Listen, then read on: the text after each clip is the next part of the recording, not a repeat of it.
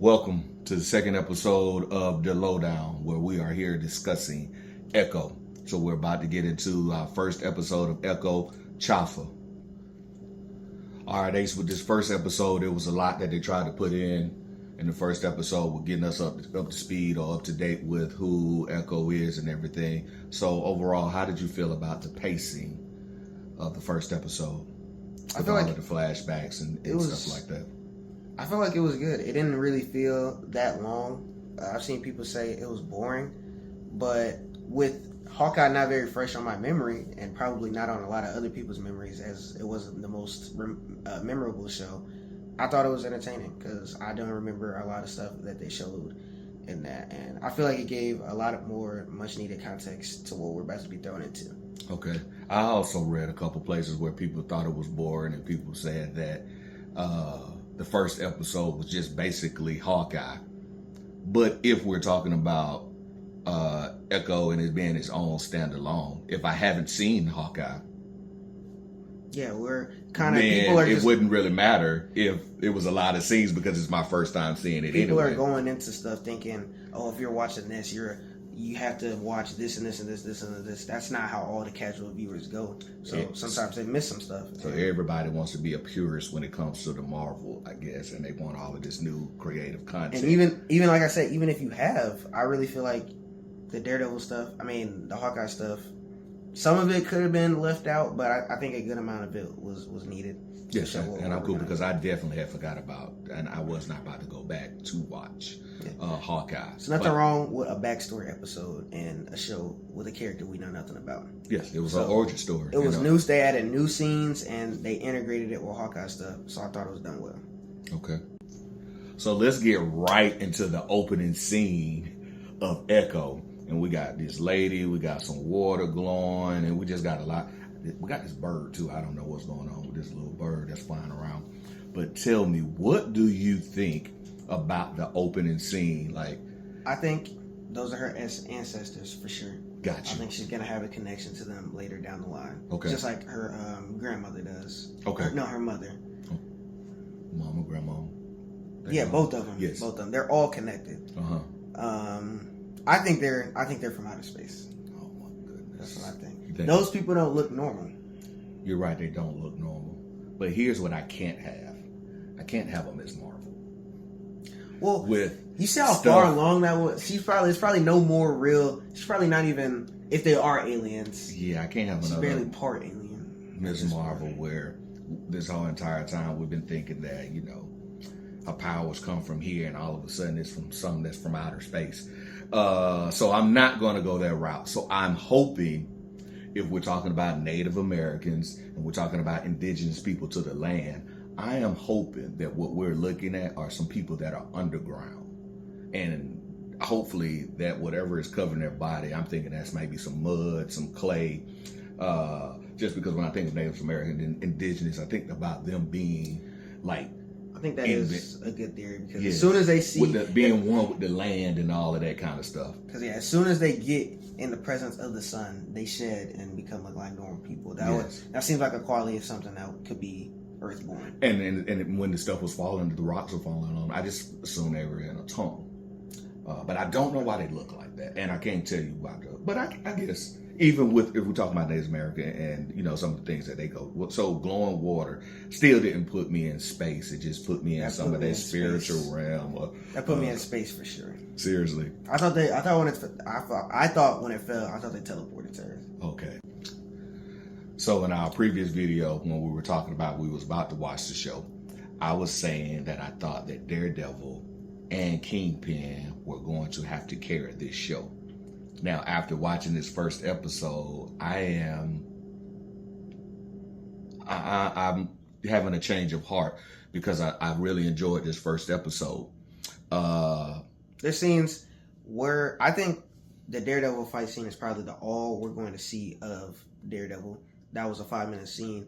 In Kingpin scenes, when she entered her life, there was a little bit, but I really feel like both her scenes were cut down to a minimum.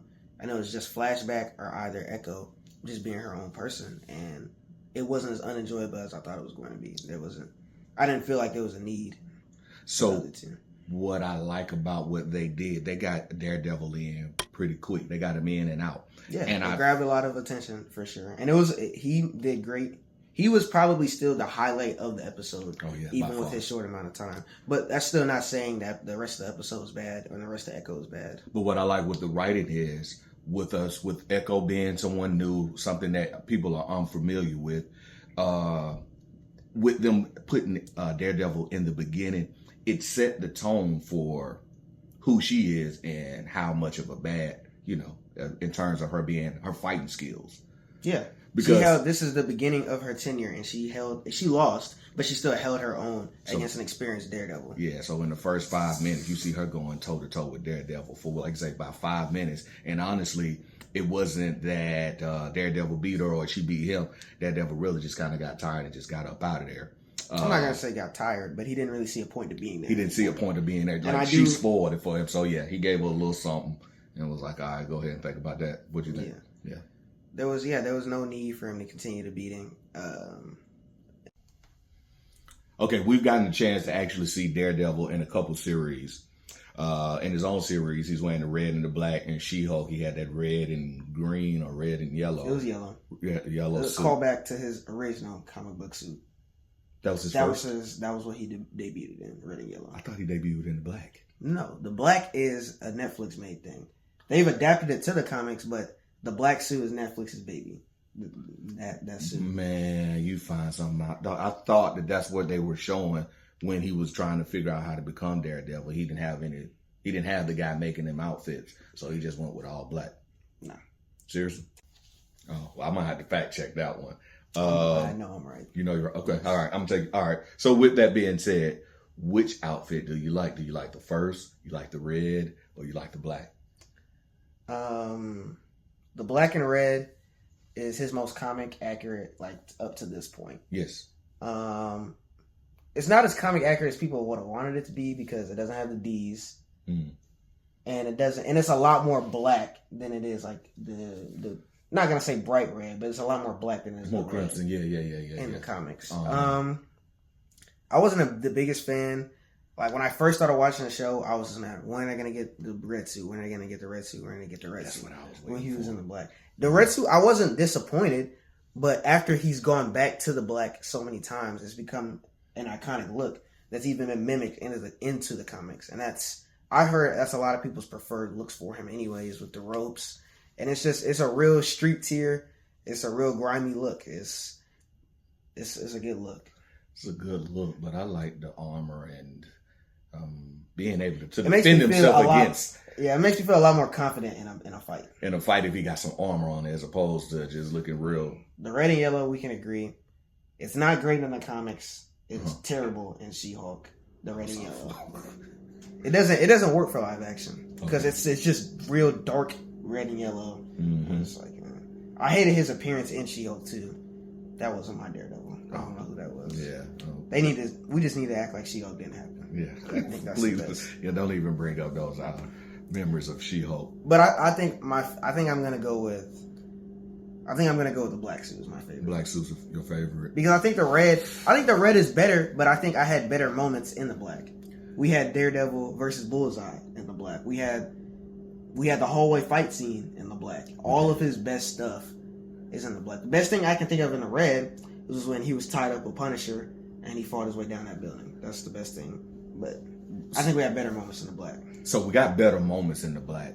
But I'm going to go red because if we're in black, the most that we have to see, well, we know he's an ultimate and supreme fighter. But the most that we have in terms of him having accessories is the ropes around his hands, as opposed to when he's in the red and he got his nunchucks or whatever they are. He can connect Nightwing type sticks. His sticks. He can connect them. Them joints got a rope. He's hitting them, bringing them back. He making a ricochet off the walls. What I really like to see in Echo. He came out swinging with that. He came out swinging. But you notice he didn't even make the whole fight with him though. They got knocked out of his hand. I feel like that goes to show they like choreographing his hand-to-hand stuff more. They're cool, but they don't, like, you keep talking about having the stakes, but even in the show, how long do they really last for every episode? They're not his biggest thing. They are a big part of it. especially when he's They aren't as big as they are in the comics. Swinging on them and all that. Yeah. Yeah. But that stuff, that's very short. It's short. It's sweet, but it's short-lived. Yeah. They give us a glimpse of the comic books. And so that's why I like that nostalgia part of that, to see him actually using those. And when he's in all black, he's just straight fighting. That's why I like it. It's grimy. He just, yeah. Okay. So let me ask you this. I know we got the people waiting.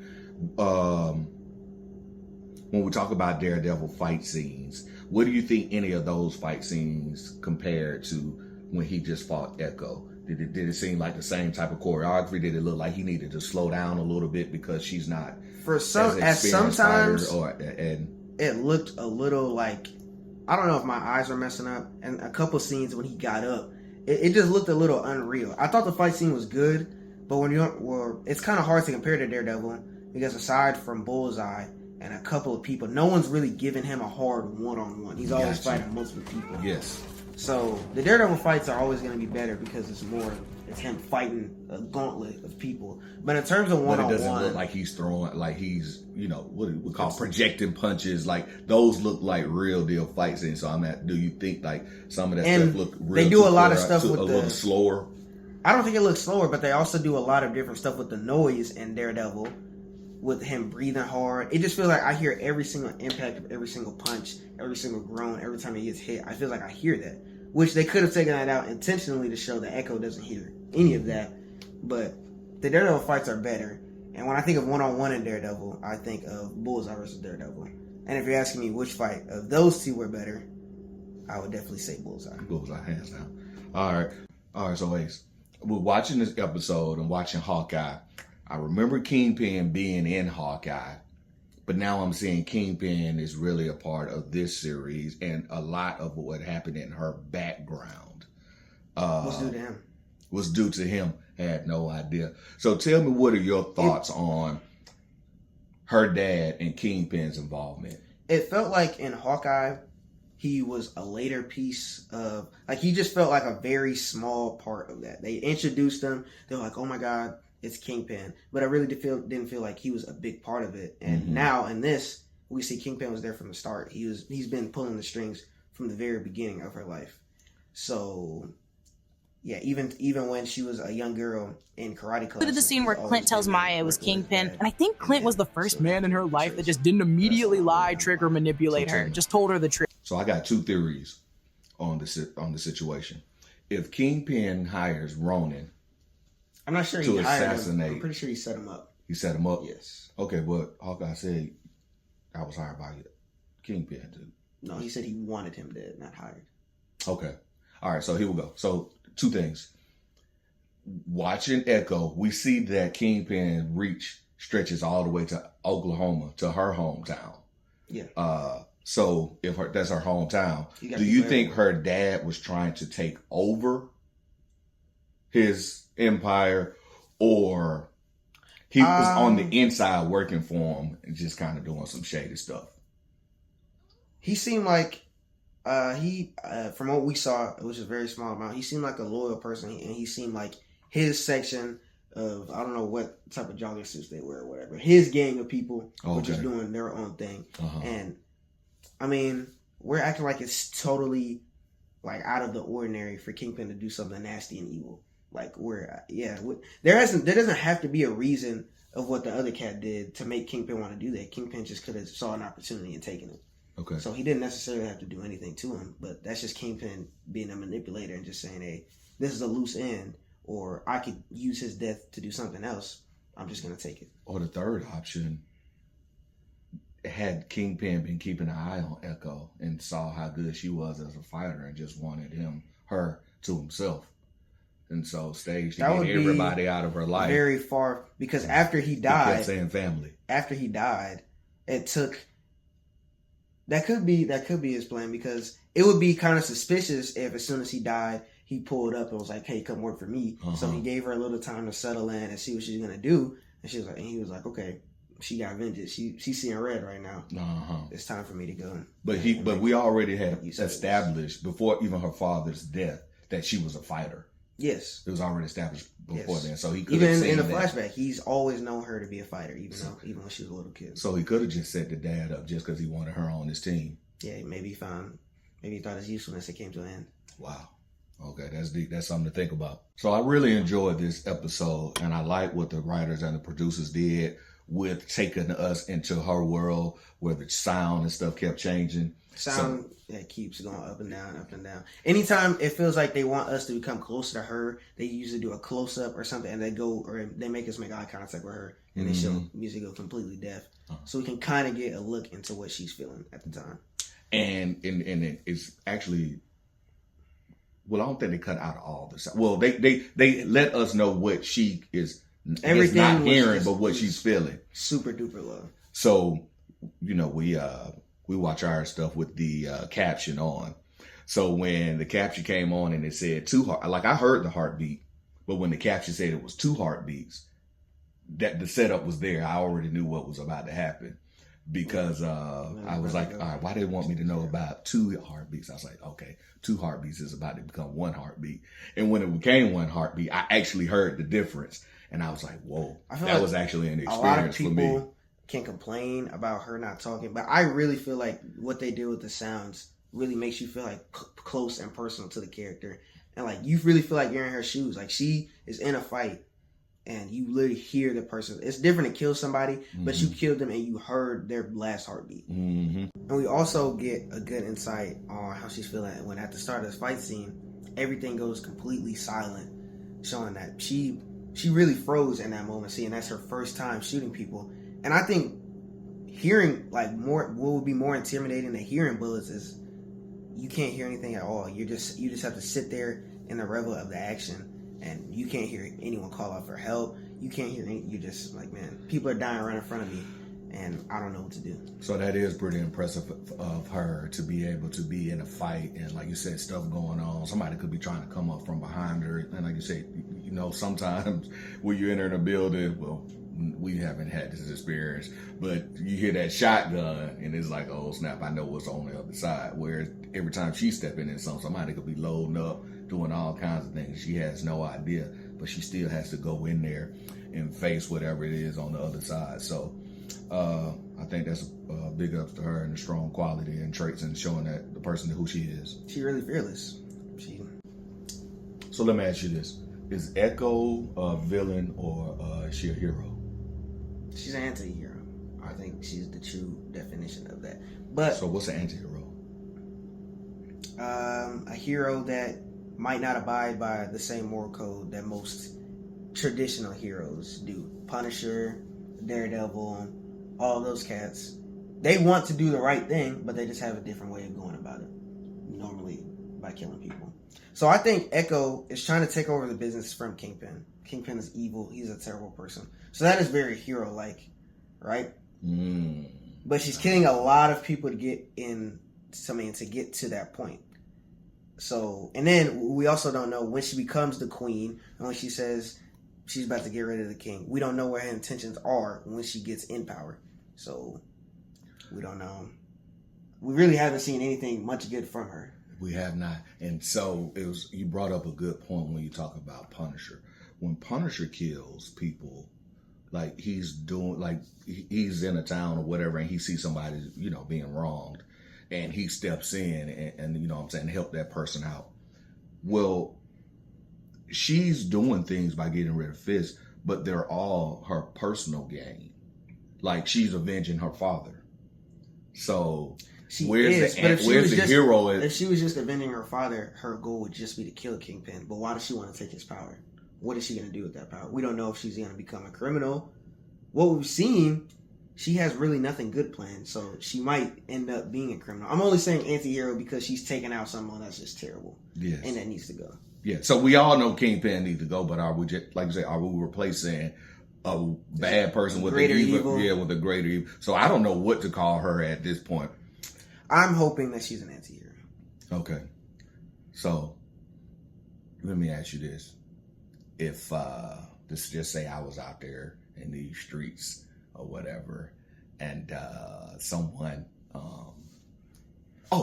here's the other thing that I was thinking about. We'll get back to it. Let me ask you this. So she's avenging her father. Yes. And we've seen... But she knows that her father was in the business of where She's this not- could actually She's not happen thinking to. about though. All she's seeing is red right now. She's definitely She's seeing angry red right now. because I'm like, Her talk with Hawkeye, it helped her in that show, but she went right back to her vengeful ways when she tried to kill Kingpin. yes. So if her father is in these streets doing dirt, and the consequences that come with that happens to him, I'm trying to actually figure out the rage. It seems like she would be really mad at him for leaving her and not choosing a better life. But it's like she's taking that and she's putting the blame on everybody else. I'm not gonna say necessarily everyone else. Well, She's just going yeah, after Kingpin. She was going after the one that was responsible, which was Hawkeye. Which was Ronan, yes. And then Hawkeye reveals that she's been being manipulated, and she goes right to Kingpin. And then she goes to Kingpin. But as far as she knows, she thinks Kingpin is dead right now, and she's still on a very violent path. Still right on, now. exactly. So I don't know what's going on with her Yeah. actually. So what happened if I was out in the streets and I got dealt with? Would you try to avenge me? Probably yes, You would? yes. Knowing I'm out here doing wrong. That doesn't really matter though when it's someone close to you. Like I would maybe second guess that if it was maybe a friend or someone I wasn't as close to, but you my flesh and blood, so Okay. I would just feel obligated. So there y'all hear it. Hey, don't mess with me. Little man gonna roll up. All right, so wrapping up our second edition. Give me, what do you rate this first? So it's 5, So short. 5 is very 5, short. Very short, but what do you rate this Which first? I'm not a big fan of at all. Uh-huh. I think they need to give us more. Gotta give us more. What you rate this first episode? The first episode, I think it was very limited on action. Great flashbacks. We got to see Kingpin again being a manipulator, and just even though she doesn't know it, I really think he's a great actor. Yeah. You did mention also in the show, you said he looked like he had gotten a little bigger. Gotten a little bigger. But that's good. That's more. Growing I like the more comic accurate. Yes. Really And I looked feel like that's what they was going for. I was like, he's looking a little bigger. If He's he ends more up like fighting comic. her and he's really throwing her around, it's very believable how big he's looking right now. Yes. But he's still gonna be great. It's cool to see that how he survived because a lot of people thought it was terrible how he died in Hawkeye, but we see he survived, which was interesting. I really think that could have been done better. You can have him get shot in the eye and then That's a hard place to get shot in and And recover. Is that survive. supposed to be showing his strength? Like, dog, you get shot. I would have just rather they go about it differently. Yeah. But they remade I'm okay with that mistake because at least he's alive. Is there anything in the comic books where he has a patch over his eye? I don't believe so. Okay, I thought they. I'm not really interested in in any of the characters besides Echo and Kingpin. So that could have been better. We'll hope they can expand on her story more in the second episode. I'm interested to see on. I feel like it gives us a lot to think about because I'm interested to see on what she's doing with her uncle right now and what type of business he's into because he doesn't seem that corrupt, but they're talking about this stuff and I'm just like, what is he into? What is he doing behind the scenes? We're gonna see how Kingpin actually makes it out of this alive, and if he makes it to Daredevil's show. Because I mean, if this show goes good for her, he might end up dead at the end, and then I'd be kind of confused on what's gonna happen to Daredevil. Daredevil has a show. Yes. Okay. It keeps getting postponed because of the writer strikes, but still, we got to see how they're gonna save Kingpin again Got you. by allowing him to survive, and we're gonna see if she actually takes over his company, and if we see Kingpin and Daredevil's show with nothing, which would be interesting. Okay. But that's all I have to say about that. So with all that being said, what is your rating for the first episode of Echo? I would probably give it probably like a light 6. I think that's what I would give it. Whoa, for real? You're giving it 6 based on what? Based on, it was just a cool origin story. Nothing blew me out of the water besides seeing Daredevil, and I just wasn't. It's giving me a lot to think about, so I could bump it up to that, but I don't really know anything concrete. It's just a lot of. Well, I'm going to tell you this. I enjoyed myself on this first episode. There's a lot of vague information. Yeah. Okay. So I can't give it a 10 because, I can't get it higher. But it wasn't the worst thing that I've seen. So I was actually going to go like an 8. For me, I give it an 8. I was cool with the backstory. I was cool with the fighting scenes. Daredevil, the henchmen just her going into the club before she even meets up with Daredevil. And then, who else did she fight after that? Was that it? Yes. Thanks. It was only 2 fight scenes. Well, the other stuff where they were showing her flashbacks of fighting. So you gonna give it an 8? I'm sticking with my 8. Okay. I'm sticking with my 8. I've been told I'm a hard judger, so we'll see what people think.